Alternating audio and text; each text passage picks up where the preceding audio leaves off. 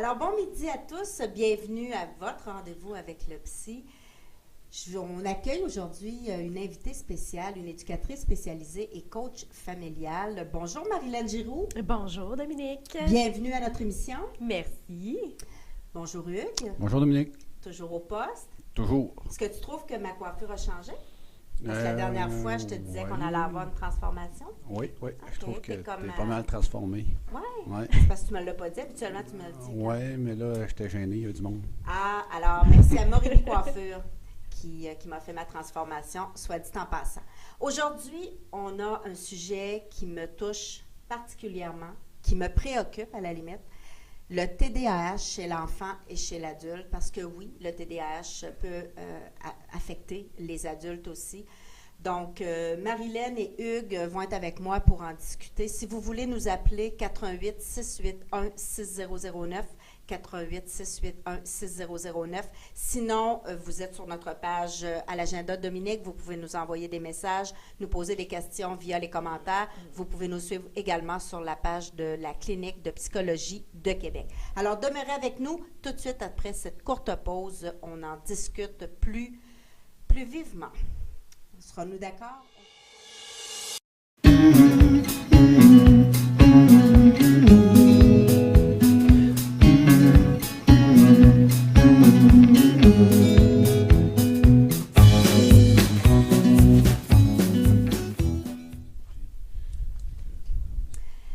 Alors, on le mentionnait en début d'émission, notre sujet, le TDAH chez l'enfant et chez l'adulte. Je dois vous dire, Hugues et Marilène, que moi, j'ai de la misère avec tout ce qui touche le TDAH, la facilité à dire qu'un enfant souffre du TDAH, le médicamenter. J'ai beaucoup de difficultés, puis je suis contente de vous avoir ce midi parce qu'on va avoir des points de vue différents d'une coach familiale, une éducatrice spécialisée qui est aussi, Marilyn est aussi maman d'un petit garçon qui est diagnostiqué TDAH. Et Hugues, notre psychologue. Alors, moi, j'ai le goût de vous demander, d'entrée de jeu, qu'est-ce que le TDAH? En fait, le TDAH, il y a plusieurs façons de le voir. C'est vraiment une composante de l'attention puis de l'impulsivité. Donc, ça prend plusieurs formes. Mais si on veut vulgariser tout ça, moi, j'ai tendance à dire qu'un TDAH, c'est un cerveau qui va vraiment rapidement. Okay. Difficulté, c'est un trouble neurologique, premièrement. C'est un trouble développemental. Il faut comprendre que c'est pas un trouble d'anxiété ou il y a plusieurs autres troubles, mais c'est vraiment neurologique. C'est un déficit au niveau des neurones. Donc, c'est quelque chose qui est physique. Là. C'est pas quelque chose qui est autre. Il y a souvent de la confusion, là, mais grosso modo, le c'est TDAH, pas seulement comportemental. Effectivement, c'est pas seulement comportemental. On va voir que les diagnostics sont beaucoup sur leur comportement, mais c'est vraiment un trouble neurologique. Donc, c'est une difficulté à maîtriser son attention volontaire, là, grosso modo, si on vulgarise comme ça. Peut-être que toi, tu pourrais ajouter des choses. Là.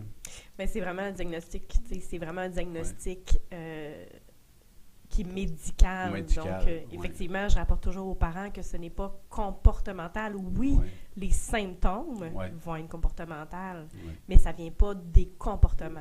Oui. On va parler un petit peu plus tard, justement, des médicaments, Marilène, mais est-ce que ça peut être héréditaire, le TDAH? Bien, la grande partie, ce que les données nous disent, c'est que c'est héréditaire presque tout le temps, sauf dans des cas où est-ce qu'il y aurait eu un traumatisme ou une blessure, une lésion, ou même ça pourrait être un traumatisme affectif important qui va moduler un peu le lobe frontal. On le voit à la résonance magnétique. Là. Maintenant, on est capable de le voir à la résonance magnétique de la résonance cérébrale. Donc, on est capable effectivement de voir que ça a un impact. Habituellement, il n'y en a pas nécessairement dans la famille directe, mais ça peut être dans les oncles, dans les tantes, dans les grands-mères ou autres. Là, on peut avoir ça. Donc, si je comprends bien, Hugues, tu dis qu'un enfant qui subit un violent choc durant les 2-3 premières années de sa vie, tel un divorce ou vraiment le décès d'un de ses parents, pourrait être affecté par le TDAH plus tard? Bien, il parle beaucoup de négligence affective. Oui. Ça serait pas comme ça peut être l'enfant peut subir des crises, mais avoir un soutien affectif, donc il n'y aura pas nécessairement d'impact. Ce qui est démontré, c'est beaucoup les études de Boris Cyrulnik qui nous ont amené encore une fois à découvrir tout ça. C'est vraiment les enfants qui ont été négligés, qui vivent des difficultés au niveau de l'attachement. On voit là une différence à la résonance magnétique dans le lobe frontal qui va être impliqué justement dans la gestion des comportements. Ça va amener l'opposition, ça peut amener des réactions défensives face à l'affection et autres qu'on va des fois confondre avec le TDAH. Mais il peut quand même avoir un diagnostic de TDAH, je veux dire, mais qui n'est pas héréditaire dans ce cas-là parce qu'il est induit par l'environnement. Oui. Si on parle du TDAH chez l'enfant d'abord, est-ce que selon vous, il y a un surdiagnostic chez nos enfants? Oui. Oui. On peut s'entendre là-dessus. Oui. Selon moi, il y a un surdiagnostic. Facilité du diagnostic. Médecin de famille, sur le bord d'une table. Parents épuisés, école à bout. Aussi, hein? Oui, c'est ça, école à bout de ressources. C'est facile d'avoir maintenant un diagnostic de TDAH et d'avoir la médication qui va avec. Parce que souvent, tu sais, elle va venir d'emblée. Oui. Puis si par exemple, moi je me souviens, mon deuxième fils a 27 ans. Il y a peut-être 22 ans, 23 ans. On me disait qu'il y avait un plan d'intervention, puis on me disait, vous allez devoir, je suis sûre que, lui, dans le plan, là, il était sûr qu'il était TDAH. On n'avait même pas consulté le médecin. Puis à l'époque, là, il ne me disait pas, tu dois consulter un médecin. Puis là, tout de suite, la facilité, là, c'était, il faut le médicamenter, puis vous allez voir, ça va super bien aller. Et moi, je me suis toujours opposée. Oui. Je me suis toujours opposée aux médicaments. Aujourd'hui, mon aînée a une petite fille qui, elle, a été diagnostiquée TDAH, mais c'est sûr qu'elle est plus calme, là. Parce que c'est sûr, puis à l'école, ça va mieux. Mais Colin, elle maigrit à vue d'œil, elle n'a plus d'appétit. Ouais. Puis c'est sûr qu'elle est tranquille, on ne l'entend pas, mais je me dis, coudonc, on est-tu en train de les faire mourir, ces enfants-là? Bien, c'est ça, mais il faut faire attention au surdosage ou au mauvais dosage de la médication. Dans certains cas, Dominique, la médication est essentielle. On n'a pas le choix, on se rend à un bout où l'enfant, on a beau travailler le contexte environnemental, le contexte social, le contexte de la maturité, l'entraînement du cerveau et tout ça, il arrive un bout où on n'a pas le choix de se rendre à la médication. Mais j'ai vu effectivement des enfants, la médication était mal dosée. Et des fois, on avait un surdosage, c'est-à-dire que là, on n'avait plus une perte d'appétit, on avait une perte de poids significative. On avait des enfants un peu zombies, des enfants qui sont complètement... la conscience est altérée. Là. Absolument. Ouais. Rendu là, c'est parce que... Je sais pas ce que tu en penses. Il y a des impacts négatifs, oui, effectivement. On parle du surdiagnostic. Effectivement, quand on parle du surdiagnostic, on parle souvent de la médication. Est-ce qu'on parle du surdiagnostic ou de la surmédication? C'est deux choses différentes. Il faut faire attention. Moi, je pense que si on vient au surdiagnostic, c'est sûr que ça a passé de 3 à 5 là, dans la population. On est rendu à 12 à 15 Donc, est-ce qu'on donne des diagnostics faciles et on va vers une médication rapide? La réponse est oui. Pourquoi? Parce que tantôt, Marilyn, je ne l'ai pas appris encore, Marilyn. Donc, Marilyn disait, c'est un diagnostic médical, on va voir un médecin, on va voir un psychiatre, on demande pour avoir les médicaments, c'est eux qui vont, c'est souvent le traitement le plus rapide ou en tout cas le plus connu, on va voir qu'il y en a beaucoup d'autres tantôt. Et le plus facile. Et le plus facile, c'est vrai, et le plus facile. Mais vraiment le plus connu, parce que c'est lui que c'est vraiment, c'est même plus rendu une question, c'est est-ce qu'on médicamente ou pas. C'est presque rendu un automatisme, effectivement. Donc, qu'est-ce qu'un médecin, moi, pour que je discutais avec des collègues, dire, bon, qu'est-ce qui en fait qu'on est là? Bien, qu'est-ce qu'un médecin peut faire pour toi en 15 minutes? Là, il y a 15 minutes, là, il n'y a pas plus que 15 minutes pour te voir. Donc, il va faire qu'est-ce qu'il peut en 15 minutes. Il va te donner des pilules. Donc, c'est eux, ça porte, sans leur lancer de pierre, c'est que ça porte sur eux. Il faut comprendre que ça porte sur eux le diagnostic médical, mais ce n'est pas eux qui ont les compétences, ni le temps, ni les ressources pour faire le bon diagnostic et l'intervention. Donc, eux, ils vont y aller avec ce qu'ils peuvent. Puis, c'est pour ça qu'on se retrouve dans cette situation-là aussi. Donc, parce qu'une évaluation pour un TDAH, ça ne prend pas 15 minutes. Là. On s'entend que c'est beaucoup d'observation. Il n'y a pas de prise de sang. Il n'y a pas de prise de sang qui vont dire, oui, votre enfant est TDAH à tel pourcentage. Ça n'existe pas. Non. Donc, il faut vraiment y aller par des observations, mais il faut faire attention. Oui. Puis présentement, ce qu'on voit au niveau des tests, on va penser aux corners ou au hack and back ou même aux tests de poulet qui sont les plus populaires. C'est quand même des tests subjectifs. Qu'est-ce qu'on fait pour diagnostiquer un TDAH présentement? En grande majorité, c'est pas dans tous les cas, mais on ne va pas voir un neuropsy, on ne fait pas une évaluation approfondie, on fait faire un test par le parent qui passe un questionnaire. Est-ce que mon enfant est turbulent? Oui, je le trouve turbulent. Est-ce que le prof le trouve turbulent? Oui. Est-ce qu'il m'écoute? Non, il ne m'écoute pas. Fait que, dans le fond, on arrive à de la subjectivité. On évalue le comportement. On n'évalue pas l'attention. On n'évalue pas si c'est vraiment un problème attentionnel. Puis là, à partir de là, on fait un diagnostic, la moyenne des deux. Mais tu te ramasses des fois avec des professeurs qui sont épuisés parce qu'ils ont des classes qui sont pleines, ils n'ont pas de ressources ni le soutien nécessaire, ils ne sont pas formés non plus, sont des vieilles méthodes d'éducation avec aujourd'hui une vie qui est beaucoup plus stimulante. Donc, tu te retrouves avec un parent épuisé, un parent monoparental, qu'importe. Là, tu te retrouves avec un enfant diagnostiqué TDAH qui a été diagnostiqué par 2 personnes dans un questionnaire qui est subjectif. Donc, oui, un surdiagnostic. Moi, je pense qu'il y a beaucoup de faux TDA, il y a des problèmes. Je ne dis pas que les problèmes ne sont pas là, il y a des problèmes comportementaux, il y a des problèmes qui sont significatifs, mais est-ce que c'est un TDA neurologique ou c'est une problématique comportementale d'attention due à d'autres problématiques comme la surconsommation de jeux vidéo ou autre? Tantôt, tu parlais de l'anxiété, l'alimentation, le sommeil, c'est tous des Mais est-ce que... il faut que je te dise de quoi absolument, Dominique. J'ai même vu faut que j'arrête là. Mais j'ai même vu un diagnostic de TDAH fait par Skype. Par Skype? Incroyable. Moi, j'ai entendu dire une de mes amies qui, elle, son enfant de 3 ans, diagnostiqué, médicamenté. 3 ans.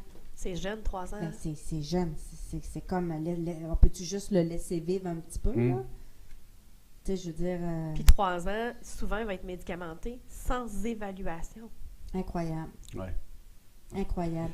Il y a des questions à se poser. Je pense que les gens qui sont là, je pense pas que tout le monde veut le bien des enfants, là, puis tout le monde veut que on mise beaucoup sur l'éducation, on mise beaucoup sur la performance scolaire. C'est comme si on a tout mis l'avenir de nos enfants en fonction de la performance scolaire, mais il y a d'autres questions à se poser. Tantôt, vous parliez de dépression. Ça peut amener à la dépression, ça amène des troubles de l'humeur. Si l'enfant est surmédicamenté ou même des médications qui l'empêchent il devient tellement inhibé, l'enfant, que des fois, il ne peut pas jouer. Je parlais avec un de mes collègues, Claude Gaumont, qui est spécialisé, lui, fait en TDAH, puis en accompagnement au niveau du TDAH, puis il va vraiment, lui, travailler sur l'attention. Puis il me disait, lui, souvent, ça va freiner le développement, pas freiner le développement, mais au niveau de la personnalité, ça change tellement des fois la personnalité que l'enfant, il pourra même pas jouer avec ses amis. Il a perdu l'initiative. L'initiative. Tu te quoi de plus beau d'un enfant que ces éléments-là? La spontanéité, on n'a plus rien. Là. Ouais, tout ce qui est beau dans Puis l'enfant, en fait, ça commence à jouer sur ses interactions sociales, ça commence à jouer sur sa perception de lui-même parce qu'il il construit de tout ce qu'il est, c'est sa représentation de lui-même dans son monde subjectif. Donc, il se ramasse avec des données qui sont biaisées par une médication. Il ne faut pas oublier que l'inhibition chez un enfant, ça se construit.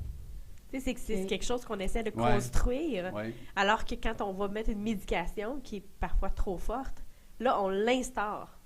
Ouais. Mais sans y avoir appris. Comment? Donc, quand on enlève par la suite cette médication-là, au cours de l'adolescence, peu importe, et là, tout d'un coup, on se rend compte que l'enfant, il n'a pas appris.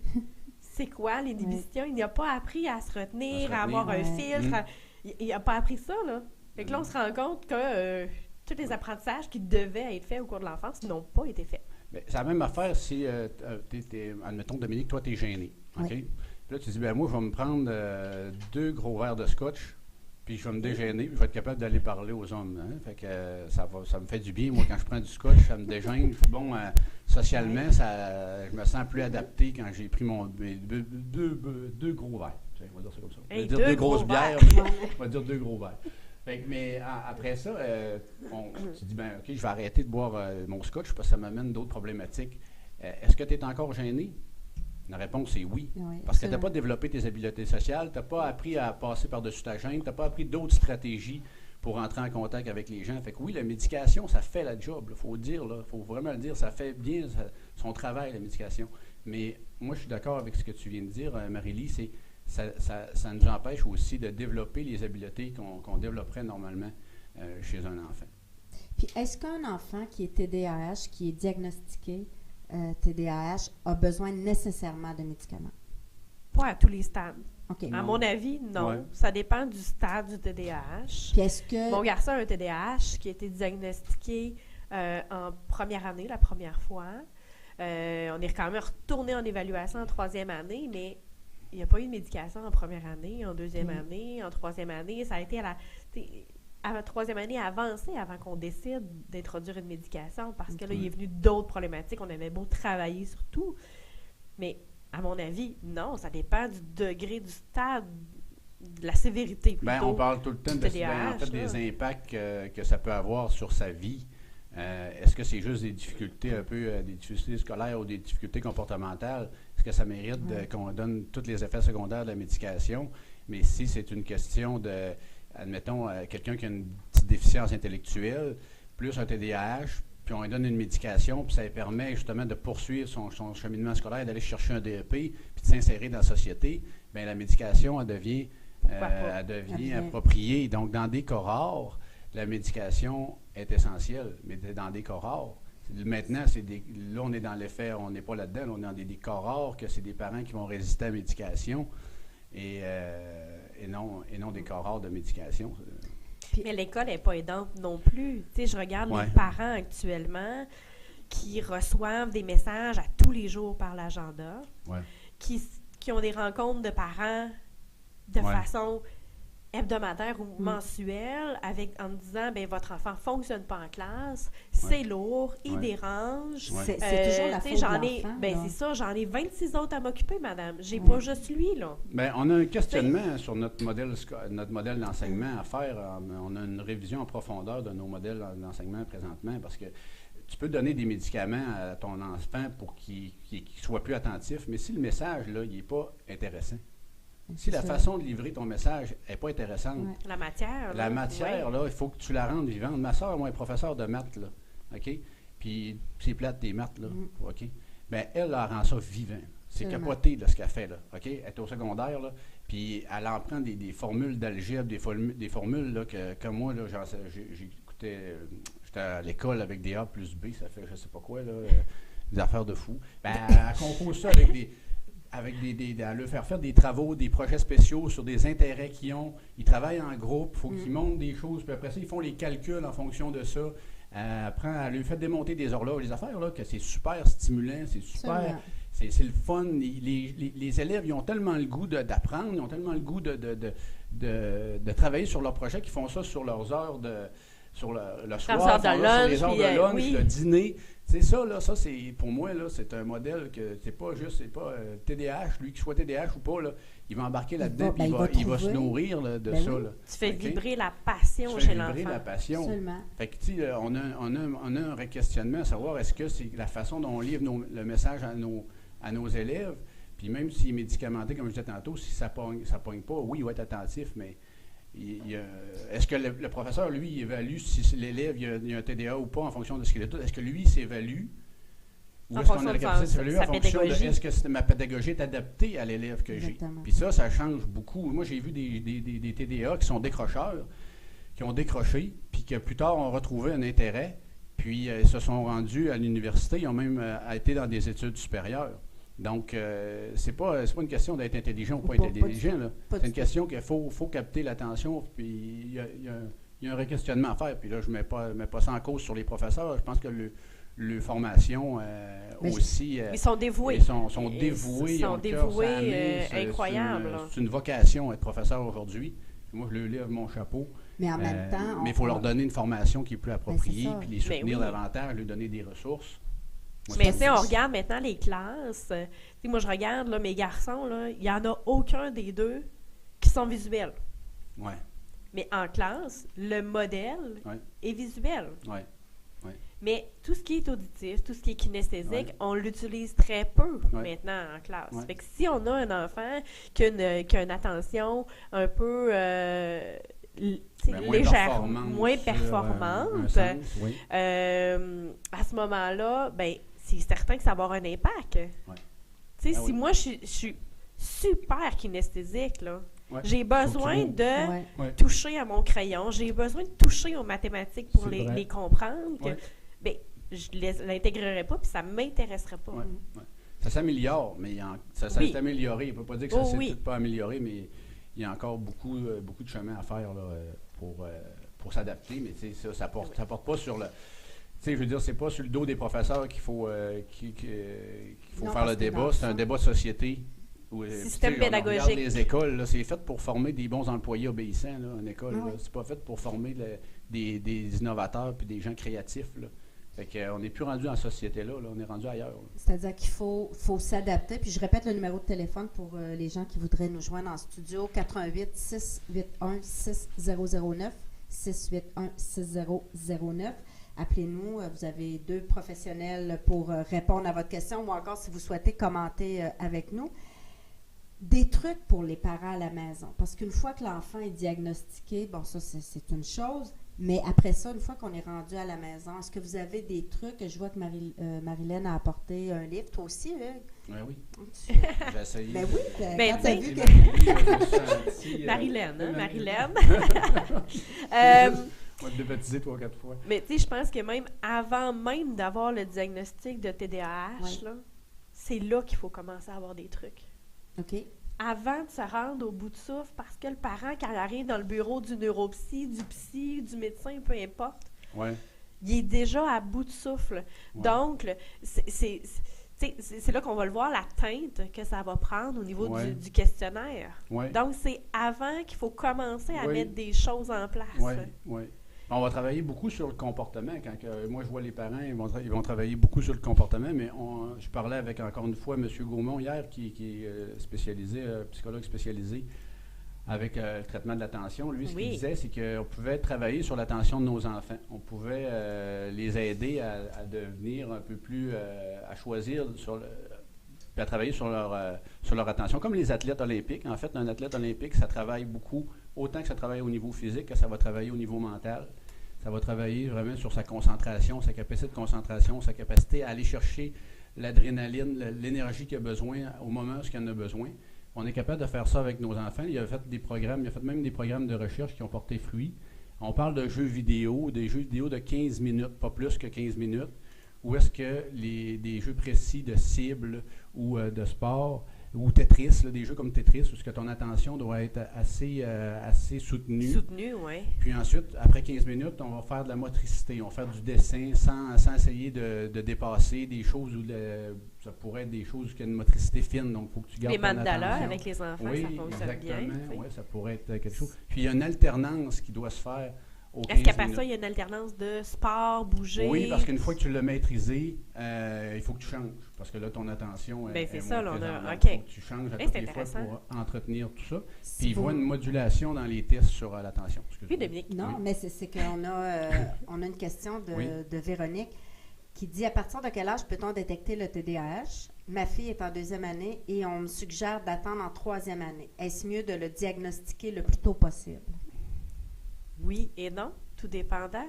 C'est quoi les impacts que Véronique vit, que sa fille vit, la fille de Véronique vit actuellement? Moi, je questionne toujours, est-ce qu'il y a un impact par rapport aux amis?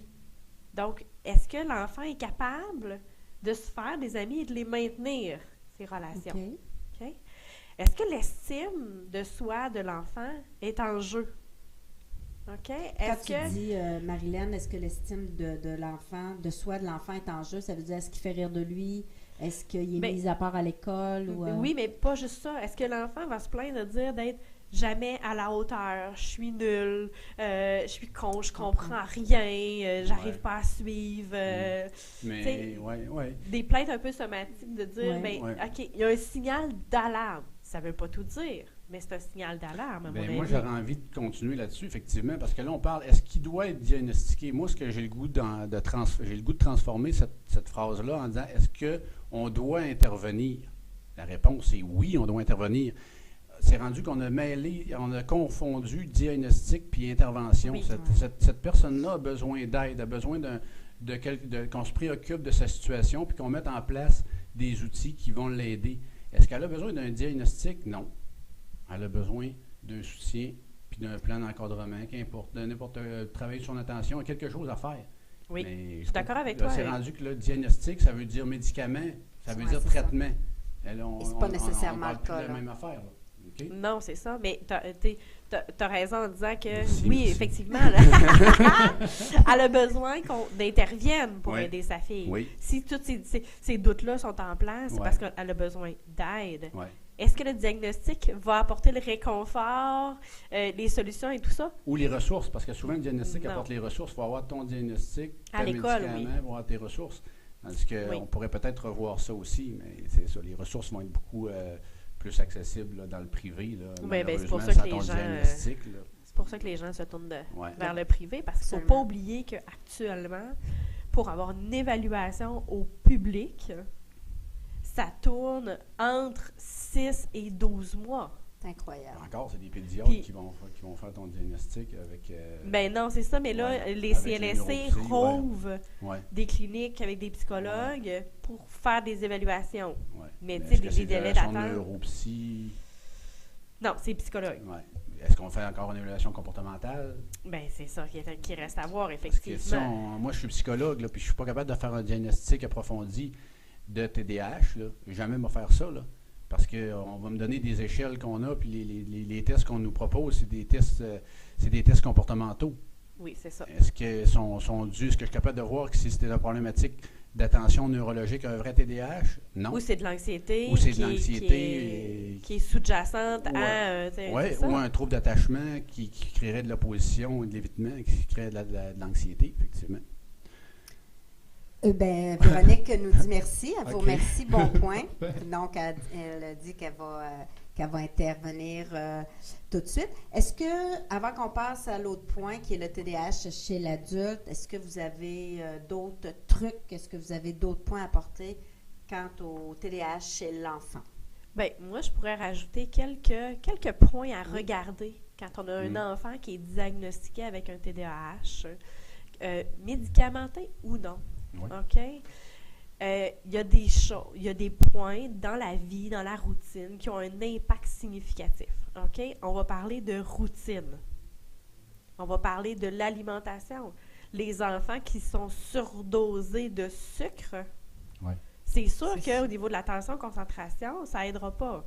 Si moi, je m'en vais manger un gros cornet trempé dans le chocolat, ça se peut qu'après ça, je ne sois pas toute là. Oui, la boisson gazeuse, je vois des verres de boisson gazeuse. Oui. Imagine-toi, pour un enfant, c'est comme si nous autres, on boirait 2 litres de... Ça n'a pas de bon sens, là. Ouais. Après ça, le sommeil. Est-ce que l'enfant dort suffisamment? Et s'il dort suffisamment, est-ce que son sommeil est récupérateur? Nous autres, on a travaillé chez des enfants que les parents se questionnaient pour un TDAH, très surexcités dans le jour, pas de concentration. Finalement, en travaillant avec le pédiatre, on s'est rendu compte que l'enfant était très congestionné la nuit, suite à des allergies. Ah oui. Et le sommeil n'était pas récupérateur. C'était juste des conséquences de mauvais sommeil. Il y a l'hygiène de vie aussi. Est-ce que l'enfant il est stable? Est-ce qu'il y a des tensions à la maison? Si l'enfant il est dans des tensions, des conflits, il est insécure, il devient sécurisé, en fait, lui, il va être toujours en état d'hypervigilance. Oui. Donc, lui, il va toujours être à l'affût de conflits potentiels. Il va chercher la fuite. Donc, il est à l'école, puis il vit encore dans ces éléments-là. Il entend un bruit soudain, le professeur monte le ton. Pour lui, il y a un conditionnement qui est associé à une crise, donc il devient turbulent. Il peut aussi aller chercher l'attention chez ses parents pour pouvoir capter l'attention chez lui pour pas que les parents se chicanent. Donc, on appelle ça l'enfant symptôme en psychologie plus systémique. Donc, ça aussi, il faut donner ça comme truc aux parents de regarder s'il n'y a pas autre chose dans l'environnement. Dernier point, là, on parle des jeux vidéo. Les écrans. Les écrans. Les écrans. Ce que ça l'amène, c'est que le cerveau est habitué de fonctionner avec des hauts stimulus. Des stimulus. C'est des stimulus ou stimuli? Des stimuli. Des stimuli. Encore une fois. Je l'apprendrai jamais. Donc, les stimuli. Donc, hyper, on va dire, comment je dirais ça? C'est-à-dire qu'il est... hyper excité, là, ou l'attention, en fait, bref, il est sollicité. Donc, son attention est habituée avec les écrans ou avec les jeux vidéo. Donc, quand il arrive dans un environnement normal... donc, plate. Donc, pour lui, c'est plate, c'est lent, ça ne fonctionne plus. Fait que là, on dit, c'est un TDA. Il n'y a pas de H, mais c'est un TDA. Son attention n'est pas là. Mais son attention est habituée de fonctionner à un haut niveau. L'autre jour, j'écoutais, je pense que c'est Patrick Carpentier, un chauffeur de course automobile, qui disait que lui, quand une fois il avait terminé sa course, donc il roulait à 300 km/h, il a pris son auto, puis il est rentré dans le fossé. Parce que dans le je ne sais pas comment dire ça, je dis le fossé, c'est peut-être une expression du lac, là, mais rentrer dans le champ, là. C'est correct, on a compris. Fait que lui, ça allait tellement lentement, ça allait tellement lent, il disait qu'il voyait presque les pointillés, son cerveau était tellement habitué d'aller rapidement que son attention s'est endormi. S'est endormi. Je trouvais que c'est un bel exemple de dire qu'est-ce qui pouvait se passer en classe pour un enfant qui est souvent sur les jeux vidéo, sur les tablettes ou hyper stimulé, puis finalement se retrouve dans un environnement calme où il faut qu'il capte un message qui est plus lent. Bien, c'est ce que ça peut amener. Donc, ça se travaille l'attention. Oui. Puis, n'oubliez pas que ça se travaille, c'est le conseil que je donne aux parents. Puis, dernière petite affaire. Oui. L'exercice physique. Ben oui. Ouais. Faites bouger vos enfants. Vos enfants arrivent de l'école et ça fait 6 heures qu'ils sont assis à un bureau. Ils ont eu des courtes récréations, mais très, très encadrées. Donc, même pas de place à la créativité ni rien. Ouais. Et là, ils rentrent à la maison, on les met devant la télévision pour être capable de préparer le repas rapidement. Après ça, c'est les devoirs, les leçons. Puis on se demande, ben voyons, comment ça, il n'est pas capable de faire sa période de devoirs puis de leçons? Ben non. Ouais. Son cerveau, il ne peut plus en prendre. Non, donc, envoyez-les jouer dehors, jouer dans le sous-sol, jouer au Lego, jeu de créativité, c'est important. C'est important. Apprenez les enfants, laissez-les s'ennuyer un peu. Oui, ils vont découvrir justement qui ils sont, vont découvrir leur créativité, ils vont se trouver des choses, puis ils vont arrêter. On les encadre, on les surstimule. Puis, on se sent coupable quand ils s'ennuient, mais l'ennui, ça fait partie c'est une stratégie là, qui est super gagnante pour apprendre à se connaître puis développer des ressources à l'intérieur de soi. L'autre élément, tu parlais de bouger. Oui, c'est important de bouger, mais on demande tout le temps de l'attention, tout le temps de la sollicitation mentale. Moi, je vois même, tantôt, on va aller chez l'adulte, mais c'est la même chose chez l'adulte. Les gens disent, bien là, j'ai plus de concentration. Bien, c'est normal que tu n'aies plus de concentration parce qu'il y a un réservoir de neurones, de nos neurotransmetteurs. Puis ça se peut qu'après un certain temps, ton cerveau, lui, il n'en sécrète plus de neurotransmetteurs. C'est un psychiatre qui m'expliquait ça. Quand même qu'on augmente la médication, quand même qu'il n'y en a plus, le réservoir est vide. Donc, moi, je suis d'accord avec ce que tu dis. Il faut bouger. Il faut arrêter de tout le temps être dans la stimulation mentale. Là, on est vraiment rendu dans la performance académique là, à outrance. Là. Absolument. Ouais. Absolument. Nancy Doyon de SOS Nancy, qui est ma formatrice coach familiale, elle explique beaucoup l'attention, la concentration par une batterie. Oui, absolument. Ça pourrait être bien illustré comme ça. Je l'illustre beaucoup comme ça avec les enfants. C'est facile, c'est visuel. Donc, ça diminue. Plus ta journée avance et plus ça diminue. Même adulte. Mais même adulte, à un moment donné, là, on n'est plus là. En tout cas, moi, rendu là, à 7 heures le soir, là, moi, là, la lumière est fermée, puis c'est tout. Là. Fait qu'imaginez-vous un enfant. Moi, je regardais là, durant la semaine de relâche, la semaine passée. Les horaires de premier ministre. Les familles là, qui mettaient ça sur Facebook, les enfants, là, moi, je me disais, mais pour l'amour du bon Dieu, ils vont arriver, parce que lundi étant pédagogique, heureusement, ils ont pu se reposer. Hey, des horaires, mais là. non, ils se sont pas reposés parce que les parents n'avaient pas tous congé lundi. Fait qu'on les a remis au service de garde à l'école. Et au service de garde, c'est pas du repos, hein? Pas du tout. Non, c'est comme à l'école, là. Tout est programmé.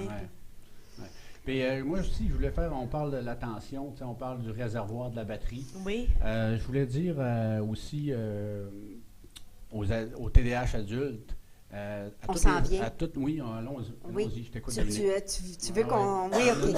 Je suis contente que tu m'amènes ce point-là. Bon, alors maintenant, passons au TDAH chez l'adulte, parce que ça existe. Qu'est-ce qui fait que l'adulte est diagnostiqué tardivement? Bien, en fait, il faut dire que c'était moins connu avant. OK. C'était pas une problématique qui était vraiment connue, donc il y a beaucoup de gens qui ont passé sous le radar. Maintenant, comme on dit, on est dans une surdiagnostic. Fait que oui, ça se retrouve aussi, le surdiagnostic se retrouve beaucoup chez l'adulte. Okay. Souvent, on voit le diagnostic à partir de l'enfant. Quand l'enfant est diagnostiqué, bien, là, on questionne c'est qui qui a le gène. C'est qui le fautif? C'est qui le fautif? Fait que normalement, là, on va voir qu'il y en a un aussi chez l'adulte. Puis souvent aussi, on va voir chez l'adulte, c'est la conjointe ou le conjoint qui va solliciter la personne pour qu'elle ait un diagnostic ou même l'employeur, parce que la personne, elle a vécu avec ça, puis elle est capable de vivre avec ça encore. C'est pas une problématique, là. C'est pas une problématique pour elle, là. Mais il y a quelqu'un qui va sonner l'alarme des fois chez l'adulte. Quelqu'un qui va sonner l'alarme. Puis attention, là, toutes les femmes qui écoutent, là, c'est pas parce que votre chum vous écoute pas parfaitement qu'il y a un TDAH, c'est pas parce qu'il fait pas toute la liste qu'il y a un TDAH, c'est pas parce qu'il n'a pas écouté tout ce qu'il a dit qu'il y a un TDAH. Ça, je vois ça beaucoup en clinique. C'est-à-dire, là, je viens en couple parce que là, je pense que mon chum il a un TDAH. Non, on a des problèmes de communication, on n'a pas capté l'attention lors du message, qu'importe. Pas sur la même longueur d'onde. Pas tout est un TDAH non plus. Parce que là, tu m'amènes, tu parles de la conjointe, tu m'amènes sur le point de la vie de couple. Oui. Parce que vivre avec un conjoint ou une conjointe qui est diagnostiqué TDAH, ou encore s'il ne l'est pas, qui peut-être qu'il devrait l'être, c'est pas évident. C'est pas évident si on a les mêmes symptômes. Gros, ça dépend. J'aime ça. Ça dépend de quoi? Ça dépend de comment ça a été traduit depuis l'enfance. Okay? C'est-à-dire? Moi, j'ai un papa oui. que je connais. OK, un papa, pas ton papa. Pas mon papa. OK? Un papa, c'est dire, bon, OK. Un papa de l'enfant que je connais, OK? Qui, depuis sa tendre enfance, on lui dit, toi, tu as du gaz d'avion, tu es toujours prêt à foncer, tu es créatif, tu es imaginatif, tu es toujours là pour aider, tu as plein d'énergie. Il a grandi comme ça. OK? Oui. Et là, son garçon, tout d'un coup, a un diagnostic de TDAH. Mais il dit, je comprends pas. Il dit, voyons, c'est mon portrait craché. Oui. Oui. Seulement. Mais ça dépend comment vous l'a amené. Oui. Ben oui. Puis ça touche autant l'enfant que l'adulte. Non, c'est un bon point. Tu sais, si depuis ton enfance, l'adulte... J'ai plein d'images de personnes tout d'un coup dans ma tête. Bien, c'est ça, mais si l'adulte a toujours vu ça comme une force... Bien, ça en est une aussi. Il ne faut pas penser que ça n'en est pas une, parce que ça l'amène des gens qui sont super dynamiques, super créatifs, ils pensent en dehors de la boîte, ça va faire des fois des entrepreneurs. Des chefs d'entreprise incroyables. Ils vont ouvrir 10 projets en même temps, ils vont mener tout ça de front. C'est des gens qui, quand ils sont stimulés puis il y a de l'action, ils fonctionnent super bien. Ils ne fonctionnent pas bien quand c'est lent, quand c'est rangé, quand c'est ordonné, mais ils fonctionnent super bien dans le chaos puis quand ça puis la pression et autres. Donc, c'est ça. Est-ce que... Mais comparativement à l'adulte qui, toute sa vie, va s'être fait dire, comme enfant, comme adolescent, ah, toi, tu déranges, tu n'écoutes jamais ce qu'on te dit. Fait que je pense que ça joue. Tout les impacts d'une étiquette, là, c'est exactement ça. Là. Ouais. Mais ça dépend avec qui tu es aussi. Là. Si tu es avec un conjoint ou une conjointe qui elle, a besoin de calme, puis d'un environnement calme, très cartésien, très cartésienne, très ordonné, planifié, bien, ça se peut que vivre avec un TDAH, ça soit difficile. Puis vice-versa, on parle beaucoup de l'homme parce que j'ai vu des hommes dans mon bureau épuisés, un épuisement complet parce que leur femme était diagnostiquée TDAH avec leur enfant. Il fallait qu'ils prennent sur leur dos la charge mentale. Là, c'était tout d'autres qui l'avaient, les finances, la planification, la structure, les sorties, tout ce qui vient avec les responsabilités. Donc, c'est là des fois, les autres, ils vont appeler à l'aide, puis ils vont dire, regarde, là, fais quelque chose, va voir, fais un diagnostic, puis là, on va y aller encore avec la médication, mais encore là, une fois, il y aura encore beaucoup de choses à faire chez l'adulte pour travailler, puis entraîner son cerveau, puis son sens des responsabilités, ses fonctions exécutives. Et c'est ça, il ne faut pas oublier, il n'est pas trop tard. Non. Il n'est jamais trop tard. Jamais trop tard. Le cerveau, il est plastique, là, il module tout le temps. On a un appel. Oui. Je vais le... Oui, bonjour. Oui, bonjour. J'aurais des questions pour un ou une de nos deux psychologues ici présents. Allez-y. En fait, c'est pas tout à fait par rapport à la vie de couple, mais par rapport au TDAH diagnostiqué en zone étudiante de nos vies, si je peux dire, c'est par rapport à la performance. Parce qu'il y a des gens qui vont suivre un parcours d'études avec une bonne ampleur, puis qui vont se rendre compte, par exemple, que ils ne veulent plus prendre de médicaments. Donc, ils vont arrêter. Puis là, ils pourront plus, à un haut niveau dans leur vie, vous comprenez quand même, mettons que c'est au milieu d'un bac en admin ou quelque chose de même. Qu'est-ce qu'on fait avec la lacune de performance suite à l'arrêt de la médication? Quels sont les moyens qu'on peut prendre pour l'entraînement, récupérer un peu notre potentiel? L'entraînement du cerveau. Oui, il y a l'entraînement du cerveau, puis trouver sa méthode d'étude. Moi, j'ai connu des TDAH, comme je disais, qui ont fait des études avancées, des études poussées. C'était des gens qui étudiaient debout, qui étudiaient des fois avec, tantôt tu parlais de kinesthésie, avec un manche à balai, qui visualisait les mots dans des pièces. Il y a plusieurs techniques, si on va dans les techniques de mémorisation, il y a plusieurs autres techniques beaucoup plus efficaces que d'essayer d'apprendre quelque chose par cœur. Donc, il n'y a pas une perte de performance. C'est juste qu'on retrouve... Il y a une perte de moyens, exactement. Puis, il faut trouver comment que le cerveau fonctionne, comment son cerveau fonctionne. Puis ça, c'est bon pour un TDAH ou quelqu'un d'autre. Mais une fois qu'on a trouvé notre cerveau, notre sens dominant, puis qu'on travaille sur différents outils d'apprentissage, bien, on ne devient pas plus aussi performant. On peut devenir même plus performant que si on continue avec la médication. Fait que c'est parce que là, on essaie encore tout le temps de rentrer. C'est pour ça qu'on est dans le même modèle d'éducation traditionnelle, d'apprentissage, avec... exactement. Fait que là, c'est... à suivre.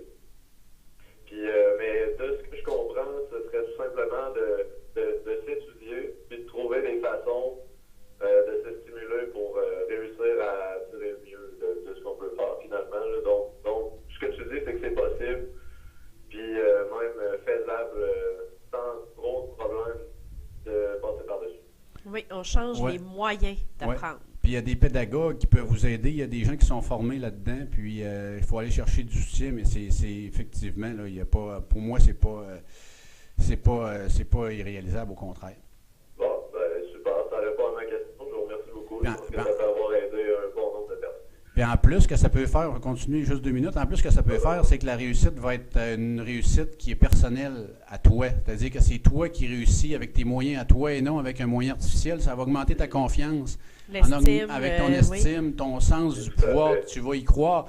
Puis là, ça va créer un cercle vertueux. C'est-à-dire que plus tu vas avoir confiance, plus tu vas avoir l'apprentissage comme quelque chose qui est moins nébuleux pour toi. Puis là, tu vas commencer à te reconstruire. Il n'y a pas de fin à ça. L'adulte, là, il bouge aussi, pas aussi facilement que l'enfant, mais il bouge tout le temps, puis son développement, il n'est jamais inachevé. Bon, c'est super, ça. Donc, on tourne un peu le cercle vicieux de la mauvaise estime de soi en cercle bénéfique de bonne estime. Ça, en réussite. Écoute, je te remercie. C'est Hugues. Oui. Merci beaucoup, Hugues. Ça fait plaisir. Bonne suite. Donc, à la prochaine. Bien, merci beaucoup. C'est une bonne intervention parce qu'il y a beaucoup d'adultes qui sont aux prises avec le TDAH. Parlons comme le dernier point. Oui, mais c'est rendu que le TDAH, c'est quasiment rendu comme un handicapé mental. Ben oui, je sais. Dire, les gens résistent un peu au diagnostic, c'est normal, c'est comme ça l'étiquette qu'on leur donne depuis le début. Là. Alors que c'est des gens qui sont super. Moi, on travaille fort. Moi, tous les jours avec les familles, on travaille fort pour dire, tu sais, bon, le parent va me dire, ben ça c'est mon petit TDAH, ça c'est mon petit anxieux, ça c'est mon petit, ça c'est ma glutonne. Ça c'est ma belle-fille. Oui, c'est une étiquette qu'on étende dans le front de l'enfant. Oui. Seulement. Et ça va rentrer dans ses critères identitaires, dans son identité, dans ses points de repère identitaires. partir de là, il construit son monde. Puis ses limites. Puis ses limites. Absolument. Puis il devient prisonnier de ça. Absolument. Donc, voilà. Donc, en terminant, l'adulte qui souffre de TDAH, est-ce qu'il doit en parler à son employeur, à ses collègues? Comment vous voyez ça dans le milieu du travail? Moi, pas nécessairement. Ouais. Moi, je trouve que tu as un couteau à deux tranchants. Des fois, tout dépendant de comment c'est vu, des fois, ça peut être mal vu. Des fois, tu peux hésiter à donner des tâches à un TDAH, tu dis, il va l'oublier. Ou s'il fait une erreur, tu dis, on sait bien, il est TDAH. Donc, tu vas avoir tendance à être étiqueté, encore une fois, en lien avec ça. Puis d'un autre côté, si tu ne le dis pas, puis il y a des impacts majeurs, ben tu n'as pas les stratégies de soutien, tu n'as pas la compréhension non plus. Donc là, est-ce que ça peut être dit à l'employeur, à son supérieur immédiat sans être véhiculé partout? Oui. Pour avoir certaines... Ça dépend des impacts, si ça a des impacts chez les collègues. Il faut y aller avec la confiance aussi. Moi, je pense, délicat. Moi, personnellement, je crois qu'on doit le dire parce que moi, j'ai un ami qui est adulte, qui souffre de TDAH, qui est médicamenté. Puis, lorsqu'il m'a dit comment il fonctionnait, j'ai dit, pourquoi tu ne m'as pas dit ça en premier? Parce qu'on travaille sur différents dossiers ensemble. Parce que là, je comprends comment tu réagis, comment tu penses. Oui. S'il ne m'en avait pas parlé, là, moi, je continuerais à le pousser. Alors que là, je sais dans sa tête comment ça fonctionne. Oui. Mais tu as la compréhension. Oui, tu as la compréhension, puis l'écoute, puis l'accueil. C'est pas, malheureusement, s'il a décidé de se dévoiler dévoiler à toi, c'est parce qu'il avait probablement confiance en toi. OK, non, je comprends. OK. Ça va avec le lien de confiance, là. Puis d'un autre côté, il y en a qui le surutilisent aussi, là. Je suis TDA, puis là, je peux pas rentrer à l'heure parce que je suis TDA, puis je peux pas faire trop, TDA, c'est qu'il ne faut pas que ça devienne une excuse. Là. Non, c'est même pas TDA, c'est un problème de victimisation outrance. Il y avait une parodie dans Like Moi. Oui, je l'ai tellement ri, là, tu sais, je suis TDA. Des fois, je mange ma pomme et j'oublie de fermer ma bouche. Oui, c'est très parodié, mais selon moi, à ta question, Dominique, je dirais que ça dépend le milieu aussi. Il y a des milieux plus fermés aux différences, malheureusement. Alors qu'il y en a d'autres plus ouverts. Puis ça dépend de la profession. Si tu vas avoir un médecin ou tu vas avoir quelqu'un qui t'a besoin d'avoir beaucoup confiance, qui est étiqueté socialement comme TDA, tu vas dire TDAH, je n'irai pas voir lui. Tu vas avoir un psychologue qui est TDAH, tu vas dire, vas-tu m'écouter? Tu penses à d'autres choses pendant qu'il me parle? Si tu vas avoir un mécanicien, tu vas dire, vas-tu oublier de mettre une pièce? Donc, tu sais, ces éléments-là de profession qu'il faut avoir confiance. Soit un artiste, un créateur, un poète, ça va être pas mal mieux. Là, tu vas choisir TDAH. TDAH, puis je rentre pas dans les moules. Ça dépend de ta culture, de ton milieu. Fait que c'est embêtant. Là. Il y a beaucoup de ça dépend. Hein, parce que le TDAH, malgré qu'on en parle beaucoup, c'est un sujet de l'heure, c'est un sujet chaud, tout ça.